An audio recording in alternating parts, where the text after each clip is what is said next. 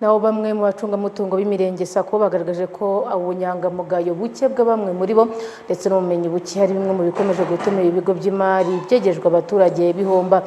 Babigaragaje mu nteko rusange y'ihuriro ry'ibigo by'imari iciriritse. Twizeyimana Jean Bosco ni umukozi wa sako yo muri Kayonza, naho Nyirakizimana Donathan umucungamutungo wa sako Gitesi muri Karongi. Icungire mibi y'umutungo akenshi usanga ituruka mu bunyangamugayo buke, niba ariko nabivuga.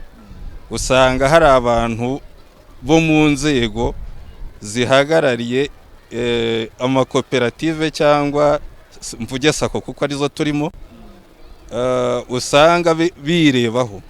Hari naho yenda nk'abacungamutungo baba bafite n'ubwo bumenyi n'ubushobozi, ariko kuko baba bayobowe n'abantu baho ngaho, harimo naho bihurizaho n'umuntu yenda akaba yakoze examen, ugasanga yenda ntago n'abari aho ngaho bamwiyumvisheho cyangwa bamwishimiye.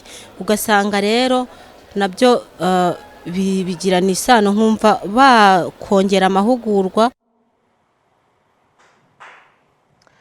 Ishyirahamwe ry'ibigo by'imari iciriritse mu Rwanda ryagaragaje ko hari ingamba zafashwe mu guhangana n'ikibazo cy'imicungire mibi y'imitungo mu mirenge za sako. Murabizi ko hari gahunda yo gufasha imirenge sako ku buryo bagizweho ikoranabuhanga. Ubu tuvugana hari projet ihari nk'umujyi wa Kigali wose, imirenge uko ari 35 yose ubu yamaze kubona ikoranabuhanga rero tutashaka ko ryagira mu mirenge sako yose hirya no hino mu gihugu. Nibyo bizafasha abakozi b'ibigo by'imari imirenge sako gushobora gucunga neza imari yabo bakoresheje iryo koranabuhanga. Ariko icya kabiri kijyana no kubafasha kugira ngo bamenye neza icyo akazi bakora gafasha kamari iki gihugu.